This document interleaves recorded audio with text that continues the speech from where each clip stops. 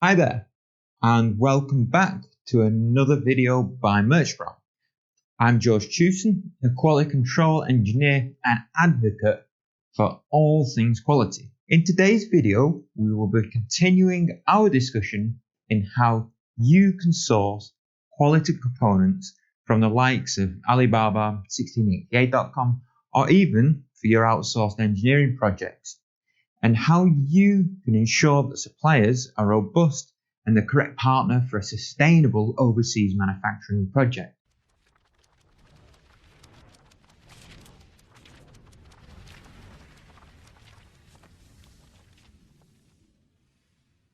As we've discussed in previous videos, we've looked at the items that we investigate when searching for manufacturing facilities overseas, and that's predominantly in China, but Asia and globally as well. When we visit facilities in market and investigate the factory's capabilities, we establish if the manufacturer is indeed the correct partner for you and your product. We go into great detail to uncover the genuine product and real situation in manufacturing places.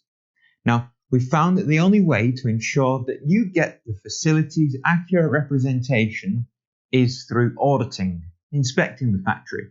Now, in our previous video, which you can find here, we discussed the questions that we initially ask when starting to inspect a facility. We discussed why it is necessary to talk to the supplier, get all of their contact details, and ensure that they match government databases and that you know who you're discussing the issues with.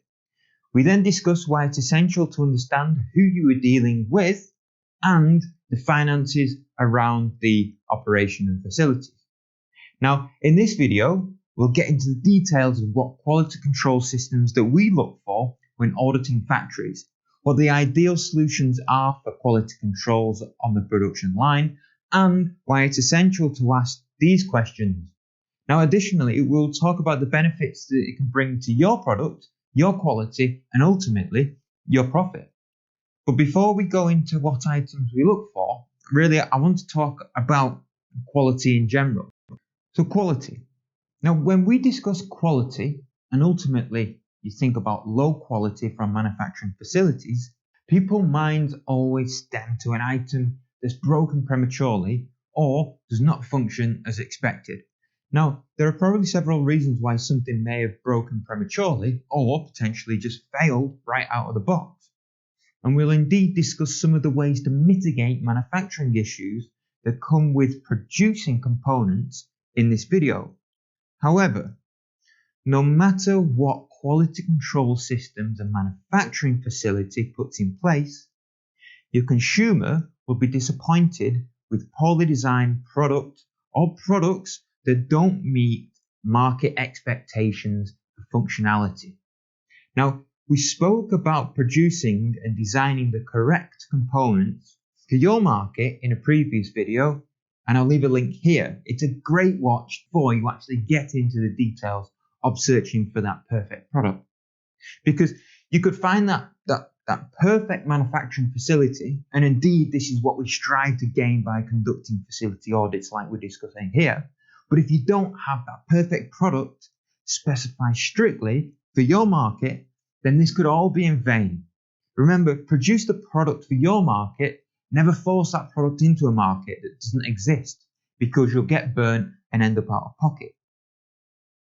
So quality assurance techniques are split into really two categories when we look at the facilities and their capabilities. Initially, when we look at quality, we ask if they have any industry standard quality management certification.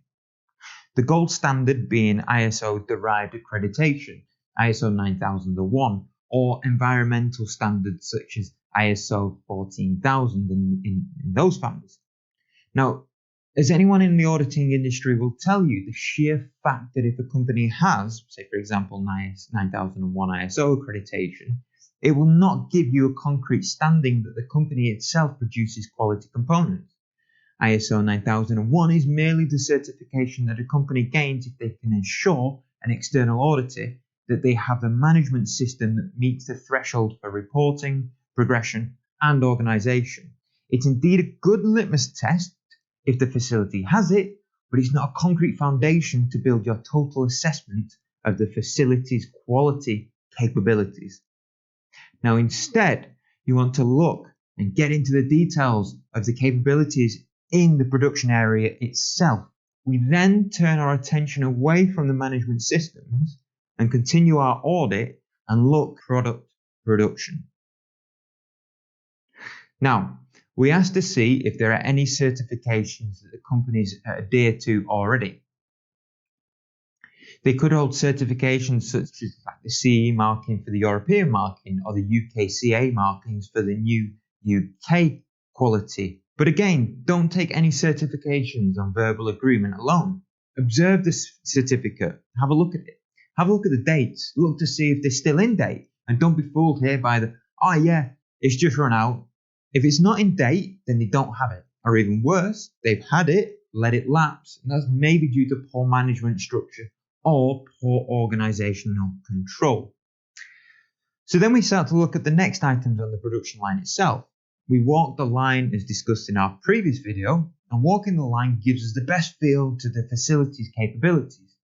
When we walk the line, we look at the facility's quality control systems. What, if any, procedures and controls that they have in place to capture, quarantine, or rectify the issues that they found. Do they have quarantine for the components in a separate area? Is there any way that failed parts can bleed back into the line? Now, I think we've all seen the importance of quarantine with it being 2021, and I don't think I need to give you a definition of quarantine. I think we all understand now what quarantine means. And you can really think outside the box when it comes to quarantining components and quality on the production line. Look at the production line, the components being assembled and manufactured at the moment. Now, in the first instance, ask to see what controls are in place currently, be it visual, maybe a go, no-go gauge, maybe a camera system, or built-in error proofing like poker yokes. See if they can capture a failure. Is the quality system that they have accurate and works? Try it, really go and try it, test it, and then call them out if it doesn't work. We just look to see if there is a quality check at every opportunity, how accurate they are, and importantly, what happens to the components that fail those checks. And we'll discuss a bit more about that later on in this video. Then we start to inquire around the quality inspection team's management structure and understand if they have the proper authority to potentially pull a hand on and stop production if required. Now, this is a small but critical point. Say, for example, maybe suppose a quality management structure does not hold enough authority. Now, in that case, there could be a conflict of interest with actually getting stock out the door versus actually getting supply out quality and correctly. So we ask who the QC, QA manager reports to, and ideally you want the answer to be VP and senior, as this seems to be the norm in good Chinese facilities.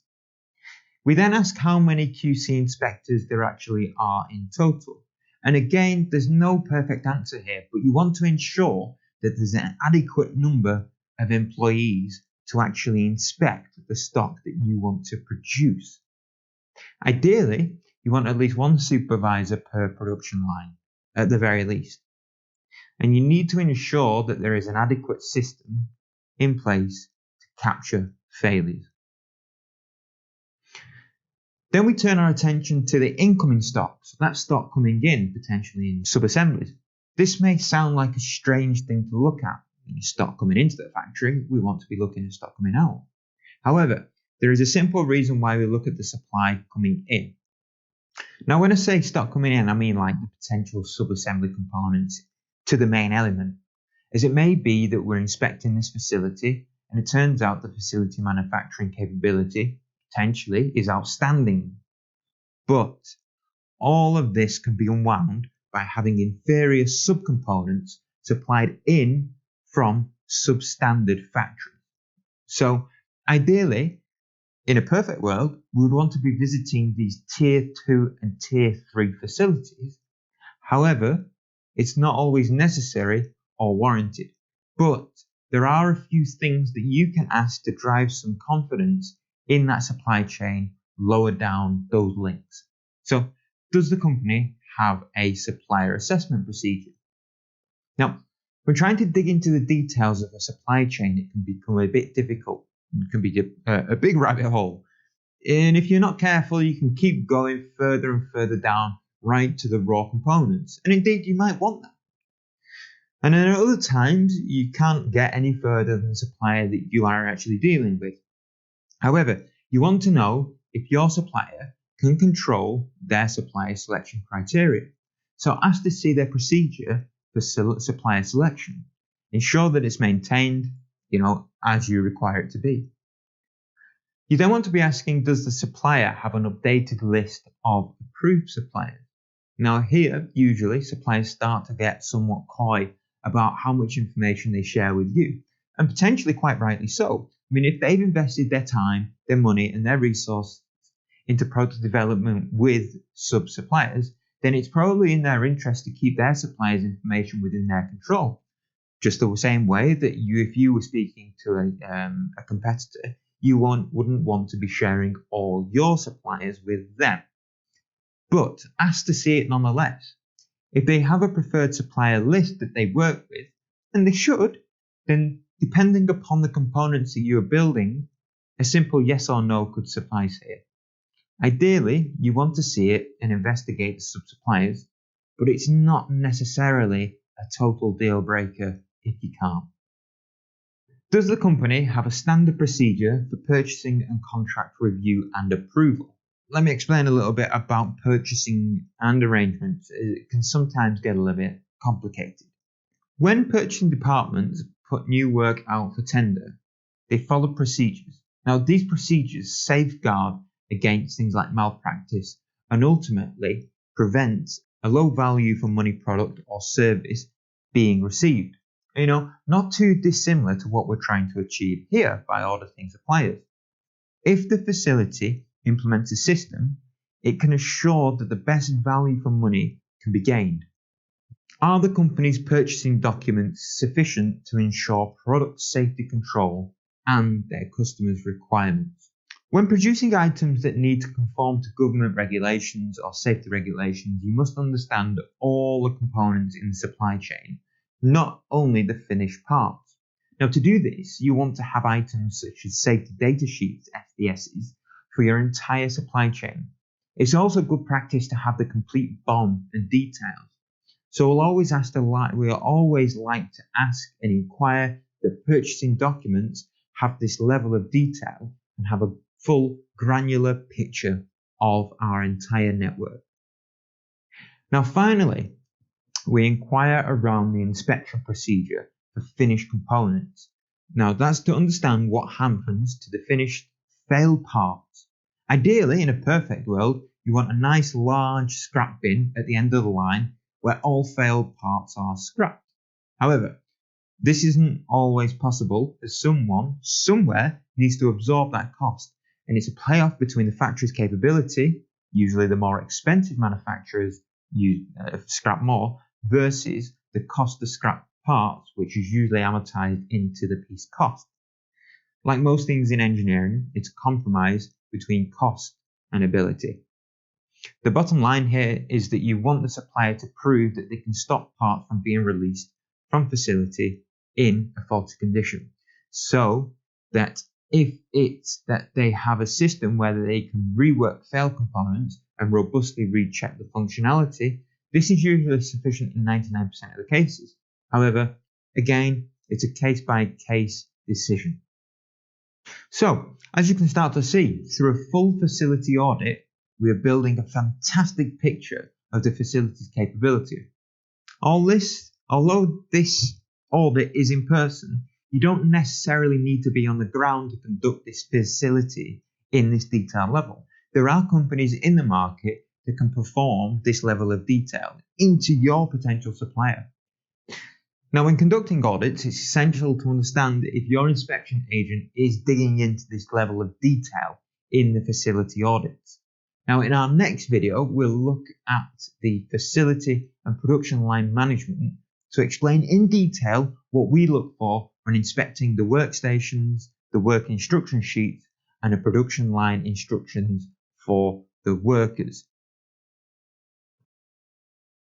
So thanks very much for listening. See you later.